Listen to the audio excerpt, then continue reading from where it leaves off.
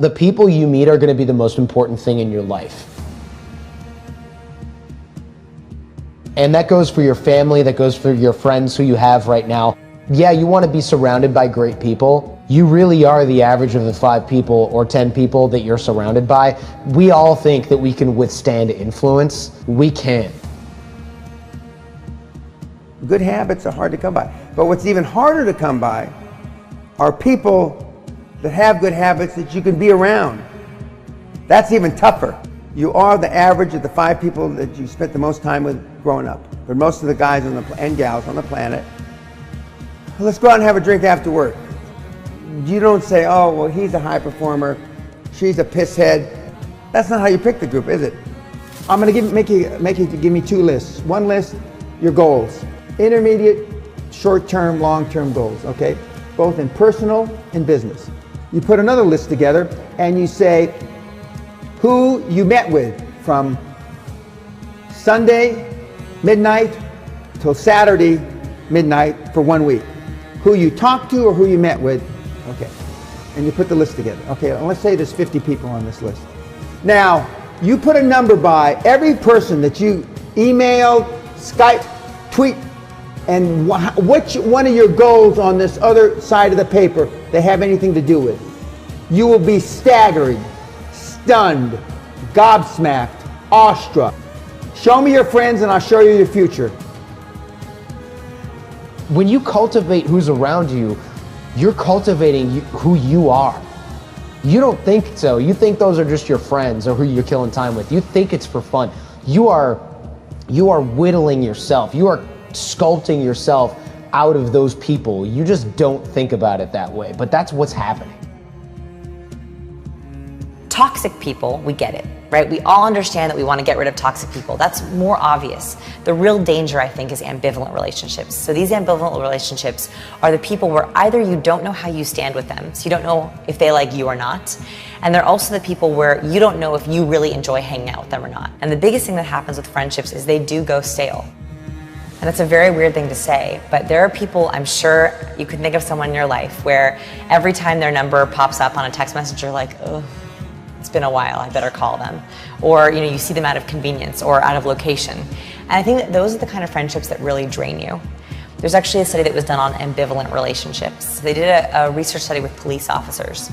And they asked police officers to identify the amount of toxic people in their workplace and the amount of ambivalent people. And they found that the police officers who had more ambivalent relationships were sick more often, had less happiness at work, and didn't like their job as much than police officers who had toxic people. And the reason for this is because if you have a toxic person, boundaries are easy. They ask you to go out to lunch and you're like, no thanks, right? Like it's a no thanks. Whereas if an ambivalent person asks you out to lunch, or asks you to their birthday party, or asks you to work on something, it takes this mental energy where you have this thing where you're like, ooh, like will it be good? Would I rather eat alone at my desk, or would I rather have lunch with this person? And when it's not always easy, that's an incredible drain on our emotional energy. And if you are an introvert or an ambivert is someone who is kind of splits between extroversion and introversion, your energy is finite and our mental space is finite. I thought that mental space was sort of endless, right? You could learn forever. You could think about things forever, but actually we only have a certain amount of mental time every day. And if we're dedicating that to trying to figure out if someone likes us or not, which is a very important thing, we all like to be liked whether we admit it or not, that I think is a waste of mental energy. Why would we want to spend it towards that? That's why I think ambivalent people are more dangerous. Are you ever doubting that they're really happy for you? I think that that's the only question you have to ask yourself, and it might be an inconvenient truth. Like, don't answer it off the cuff. Like, don't answer it really quickly. Like, try to think of all the times in the last 6 months that you've seen them and shared something.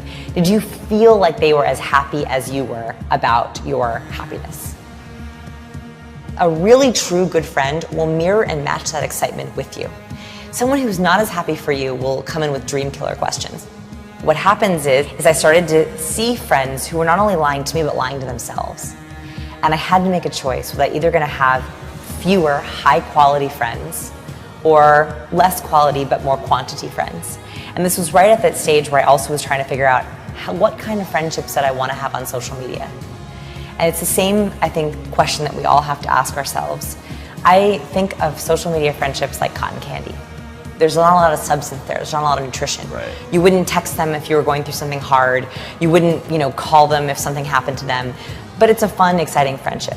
The thing is you eventually need to have a meal, right? Like cotton candy is okay every once in a while, but if you have too much of it, your teeth begin to like rot from it. They ache from the sugar, and they give you a sugar headache. And so I think that it's about what are the friends that give you nutrition, and then which are those friends that are kind of the surface ones. And that was a big decision I had to make.